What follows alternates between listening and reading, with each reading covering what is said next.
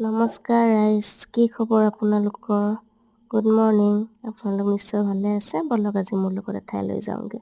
ৰাইজ, মই ৰেডি হৈছোঁ মোৰ হাজবেণ্ডৰ মৰমৰ লগত, আৰু এই চাওক যেন বলিউডৰ চিনেমাহে চলিছে। আপোনালোকে নক'ব আৰু মই তেওঁক এইবোৰ কামত লগাইছোঁ বুলি। সি মাককো এইখিনি সহায় কৰিয়ে দিয়ে। মই অলমষ্ট ৰেডি হৈ ওলাইছোঁ আৰু লাষ্ট ফিনিচিং অলপমান বাকী আছে। চুলিখিনি চুচিবলৈ বাকী আছে। মানে আমি আজি যাম দেওৰৰ আশীৰ্বাদলৈ।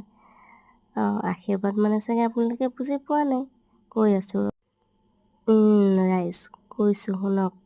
ফাৰ্ষ্টতে মোৰ ফাইনেল লুকছটো এবাৰ চাই লওক, আপোনালোকে কেনেকুৱা লাগিছে জনাব দেই। এয়া এতিয়া কৈছোঁ শুনক। আশীৰ্বাদ আচলতে বঙালী সম্প্ৰদায়ৰ আমাৰ অসমীয়া নিয়মত জোৰোণ, যিটো আপোনাৰ বিয়াৰ আগে আগে ল'ৰাৰ ঘৰলৈ ছোৱালী ঘৰৰ পৰা অনা হয়। তাতে কিছু সম্প্ৰদায়ৰ নীতি মানা হয়। বলক চাওঁগৈ আমি। এয়া আমি দুজন ৰেডি, এতিয়া যাওঁগৈ দেই। আমি ওলালোঁ দেই ৰাইজ, পামগৈ আৰু পাই পেলাই আপোনালোকক দেখুৱাই আছোঁ তাৰে গোটেইখিনি নিয়ম নীতি কিনো হয়। আপোনালোকেও চাই থাকক মোৰ লগত,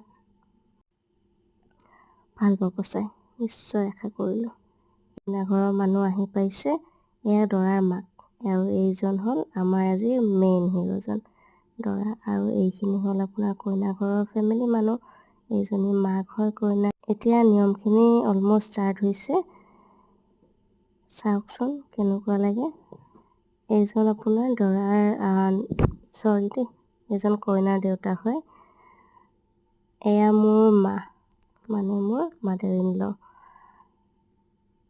মিঠাই খুৱাইছে, মানে আচলতে এটা ৰিলেশ্যন হোৱাৰ এটা সম্পৰ্ক আৰম্ভ হোৱাৰ যিখিনি নীতি নিয়ম সেইখিনি এতিয়া কৰা হৈছে। মিঠাই খুৱাইছে মানে ধৰক ৰিলেশ্যনশ্বিপটো যেন সদায় মিঠাইৰ নিচিনা মিঠা হৈ থাকে, সেইটো কাৰণেই চাগে খোৱা হয়। মই ভাবিছোঁ আকৌ দেই, আপোনালোকে আৰু ভুল নবুজিব, ইমানখিনি নাজানো।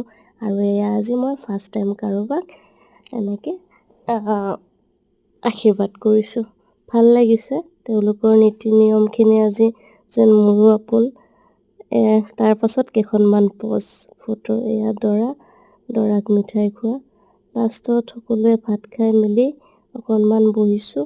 ইমান গৰম পৰিছে নহয় ৰাইজ, কি ক'ম আৰু।